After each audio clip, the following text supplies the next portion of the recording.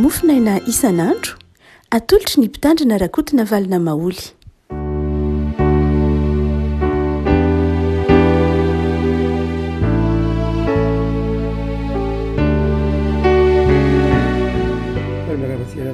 Tsinainy fahavalon'ny volana avrily ity ny mofinaina voalahatra antsika dia jaona toko faharoabin'ny folo jaona toko faharoabin'ny folo andiny fa efatra amby efapolo ka hatramin'ny fahadimapolo jaona toko faharoabin'ny folo andiny fa efatra amby efapolo ka hatramin'ny fahadimapolo fa kitsika amin'ny anaran'i Jesosy.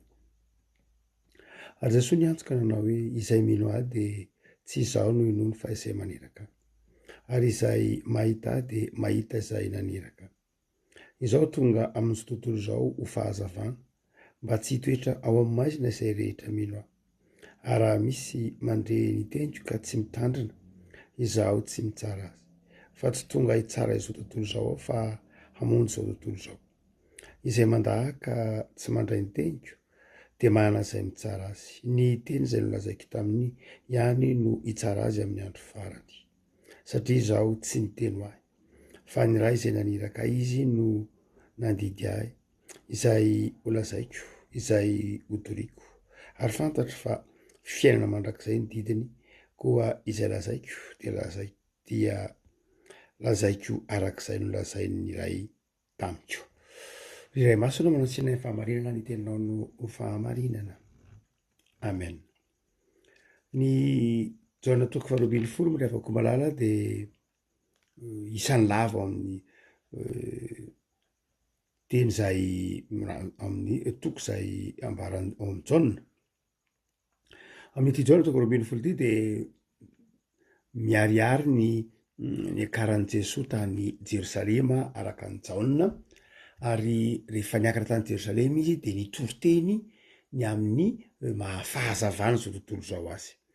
Amin'ny andininy fa efatra amby telopolo sy ny dimy amby telopolo dia manazava n'izany raha teo izy, ary mitaona ny mpiaino azy ny hoe hanararoatra ny fotoana mbola maheo ny mazava, fa tsy maintsy ho avy ny aizina ka tsy hafahana manao na inona na inona. Ary dia amin'ity mofinaina voalahatra ity andininy fa efatra amby efapolo ka hatramin'ny andininy fa dimapolo dia mbola mitoy izany fanazavan'i Jesosy mikasika ny mahafahazavana na ny mazava zany. Teo izy amin'ny andininy fa enina amby efapolo, izaho tonga amin'izao tontolo izao ho fahazavana mba tsy hitoetra ao amin'ny maizina izay rehetra mino aho.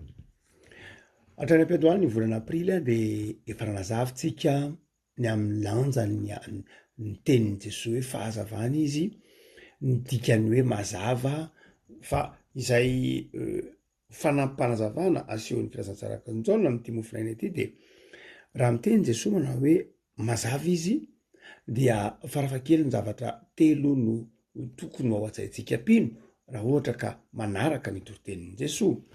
Voalohany dia Jesosy le fahazavana, ka amin'ny alalan'i Jesosy zany no ahatakarantsika mihitsy ny fomba fanompoana an'Andriamanitra. Ao amin'ny testamenta taloha dia marina fa nanome boky lava ny testamenta taloha, ny boky Levitikosy nanome boky lava hatramin'ny Pentateuka mihitsy aza izay mirakitra ny fomba fanompoana an'Andriamanitra. Na io ny fanompoana azy eo anivon'ny fiarahamonina, na io le fanompoana azy eo anivon'ny tempoly, na eo anivon'ny Mahandriamanitra ivavahana azy, ka anomezany toromarika maro samihafa momba ny fotoam-pivavahana, momba ny fitaovana ampiasaina amin'ny fotoam-pivavahana, momba ny fisoronana. Fa na eo azy zany zavatra be dehibe zany dia izao tsy ny olona rehetra akory no afaka manao zany. Ny mpisorona no afaka manatona an'Andriamanitra kalalana atao amin'ny testamenta taloha. Zany hoe misy ihany lafin-javatra maro samihafa izay toy ny endrika ivelany, toy ny atao averimberina, izay ndraindray ary tsy mazava amin'ny zanak'Israely ny antony, fa hoe zao ny fanao, zao ny fomba, zao ny mahazatra, dia tsy mametra-panontaniana hoe fa ahoana, fa dia ataony zanak'Israely hatrany hatrany zany. Fa Jesosy dia manazava fa tonga izy hanatanteraka ny lalàna, zany hoe tonga izy hampahazava mihitsy aza ilay lalàna. Ao amin'i Jesosy zany ny tena ahafantarantsika mazava ao amin'i Jesosy ny fomba fanompoana an'Andriamanitra. mazava ao am' Jesosy ny fomba atao am'izany antsony hoe fanomporan'Andriamanitra zany. Topoina amin'ny fitiavan'Andriamanitra, topoina amin'ny fifalian'Andriamanitra, topoina amin'ny fanetreten'Andriamanitra, topoina amin'ny faharetan'Andriamanitra. Zany rehetra dia mazava izay entin' Jesosy. Jesosy de manazava zany eto manao hoe ny fomba ao aminy no ahafantarantsika fa io Andriamanitra io de fitiavana, ary tsy hoe topoina amin'ny endriky ivelany na topoina amin'ny fahazarana na topoina amin'ny alavan'ny teny atao amin'ny vavaka na topoina amin'ny habetsaky ny fanatitra na topoina amin'ny habetsaky ny sorona fa topoina amin'ny fitiavana. Zany hoe ao am' Jesosy no atakarantsika fa azony rehetra ataony manatona an'Andriamanitra, azony rehetra ataony manakaiky an'Andriamanitra. Zay le dika le teny hoe efa akaiky ny fanjakan'Andriamanitra, efa azo raisin'ny olona rehetra ny fanjakan'Andriamanitra, ny olona rehetra de zao afaka manatona an'Andriamanitra. Ao am' Jesosy no atakarantsika ny fitiavan'Andriamanitra. Zay mahatonga an' Jesosy manao hoe sa angetsy tonga hitsara, satria raha tonga hitsara ho Jesosy de zao tsy misy marina. Efa mazava am' Jesosy fa ny antony natokavany ty am'izao tontolo zao dia hamonjy izao tontolo zao efa nazavainy fa tsy misy olona marina na iray ary. Ka raha tonga ety am'izao tontolo zao izy de zao raha hitsara de tsy hisy olona ho voavonjina anankiray ary. Fa tonga Jesosy mba hanazava amitsika.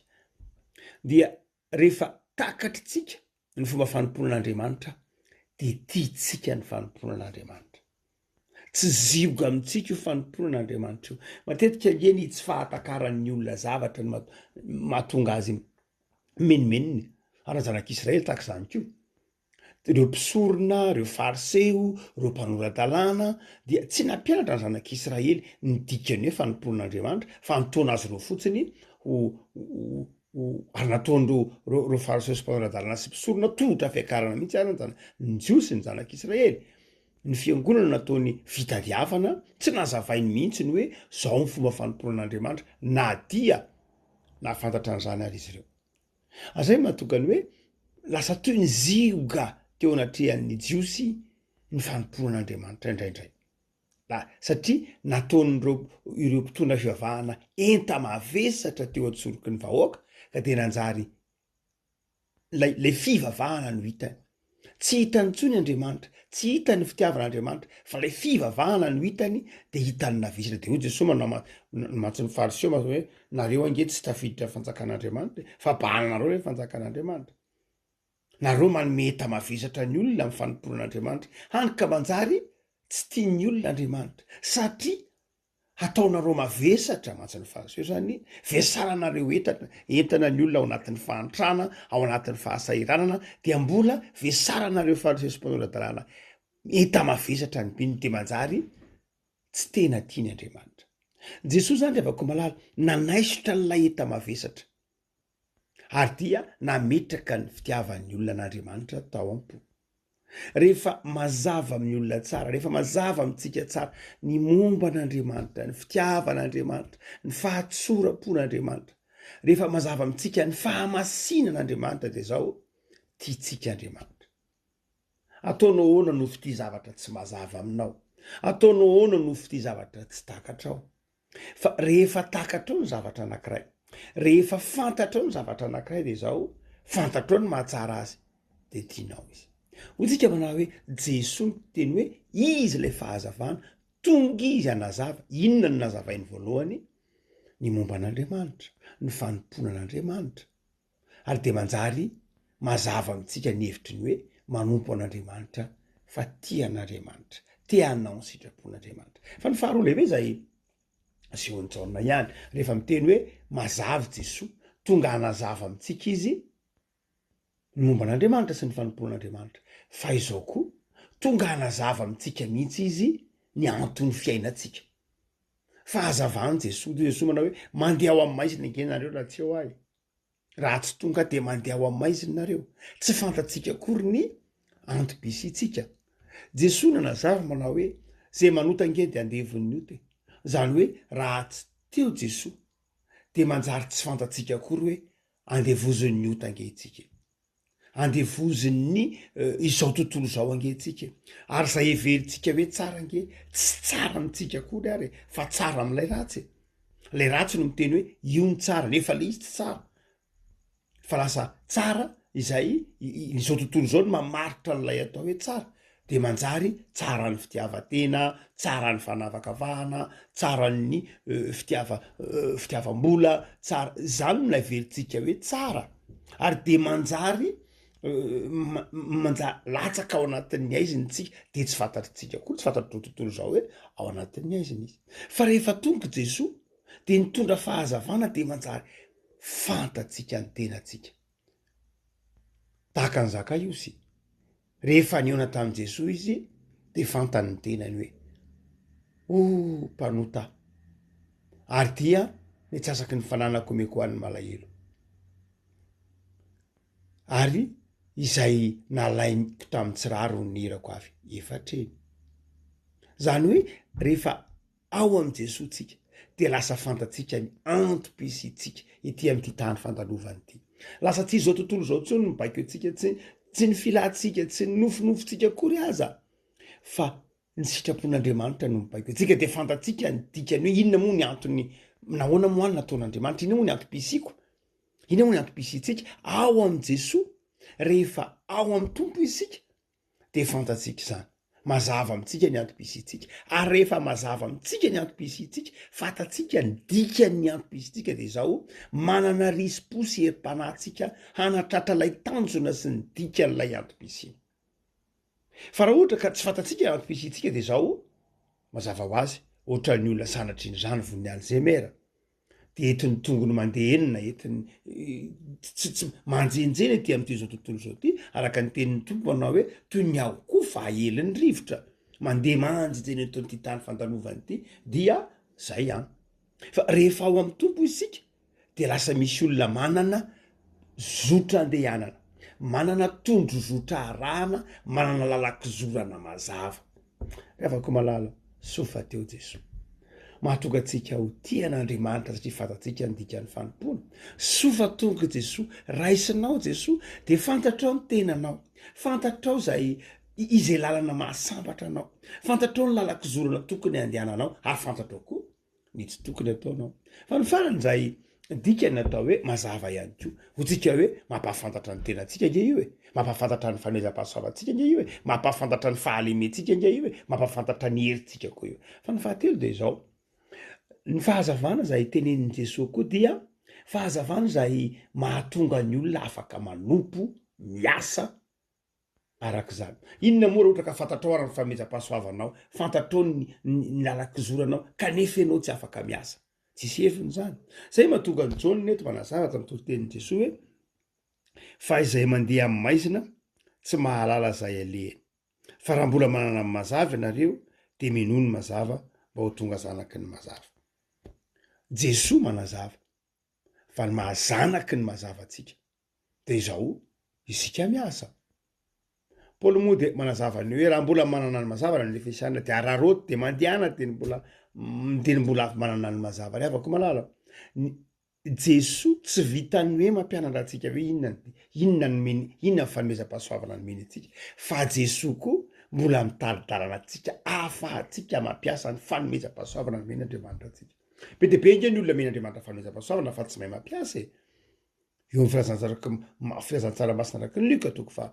12:17 zay anazavany an'lay lehilahy mpanan-karena fanoarana io lay lehilahy mpanan-karena ny meny Andriamanitra nanana vola am'karena fa saingy zao tsy nahay nampiasa an'zany fa nampiasa an'zany man'ny tenany ihany betsaka ny olona izay tsy mahay mampiasa ny fanomezam-pahasoavana satria ao anatin'ny maizina tsy fantany akory hoe fanomezam-pahasoavana izy ny eniny de zao ny tsy manana ihany izy nefa izy manana ary de manjary ny kely ananana zalana amindray hoy nisy olatra masina iavako malala Jesoa lay mazava rehefa ao am' Jesoa tsika de sady fantatsika ny tenatsika ny fantatsika ny fomba ampiasantsika ny fanomezam-pahasoavana meny Andriamanitra atsika am'izao fotoam-panavaozana anatin'ny fiangonana maro samihafa zao ary avako malala de meteza tariny fanan'Andriamanitra anao fanompony azy ifanjanany io asan'Andriamanitra io raha ao anatinao ny mazava raha mitoetra ny mazava ianao de tsy andany asan'andriamanitra zay fantatr'andriamanitra fa tokony ataonao ary matoa sain'andriamanitra ataonao de vitanao. Andriamanitra tsy manome zara fanompona tsy ho vita fa matoa andriamanitra manome zara fanompona ho anao de vitanao satria tsy enao no manao azy fa andriamanitra. No zany de zao araraotiny mazava ny fahasalamana ny fahasoavana ny fitiavanamana araraoty de mbola eo aminao zany fa izao hoy ny tenin'ny tolo malagasy hoe mandehana teny mbola malay zany hoe mandehana ianao na de mbola anatin'io fisalasalana io ary hoy ny tolo ho Jesoa mandehana ianao am'izao herinao zao mandehana tompoy Andriamanitra fa rehefa tompoinao Andriamanitra ao anatin'ny fitiavana de ampiny ianao eny fanatanterahana ny asa fanompona zay netsony anao. Ivavaksika tompo ao misaotra anao zay fa ianao any de nitonanay ahatakatra ny mazava. Tompo ianao lay fahazavana tonga ety amin'izao tontolo zao ary mampafantatra anay ny fomba hanomponanao. Ndraindray tsy takatray ny fanomponanao fa ny herin'ny tenanay no heverinay ahatakaranay ny fanomponanao na ny fahazavantsany. Misaotra tompo fa nomenao ny fanahinao masina ary de manjary fantatray ny fanomponanao, fantatray ny fanarahananao, tsy miafina aminay ny dika ny fanomponanao, ny antony hanomponay ianao satria tianay ianao. Mazava aminay tompo fa ianao Andriamanitra de mitary-dalana anay ka mahatonga anay mahafantatra ny tenanay, ny fanomezam-pahasoavanay, ny fetranay. Misaotra tompo fa manafatra anay ianao, anompo anao koa ao anatin'ny fifaliana ary ianao Andriamanitra mitary-dalana anay ahafantaranay izay asa sy adidy entsonao anay avy. Vaovao ny herinandro tompo manapy anay me fahazavan-tsainy zay ahafantaranay ny ratsy izay tsy tokony ataonay, ahafantaranay ny tsara ho tanterahanay ary miherim-panazay am'ty herinandro vaovao ty indray ho tianao, hanompo anao ary ho tiany namanay tahaka ny tenanay. Vavaka aminao zay tompo, omeo fanambinana sy fifaliana makivaky ty herinandro ty nisam-pianakaviana sy nisam-batanao. Mahatoky zay Jesoa fa ny tantananay ianao ampamakivakiana zao herinandro vaovao zao. Amen.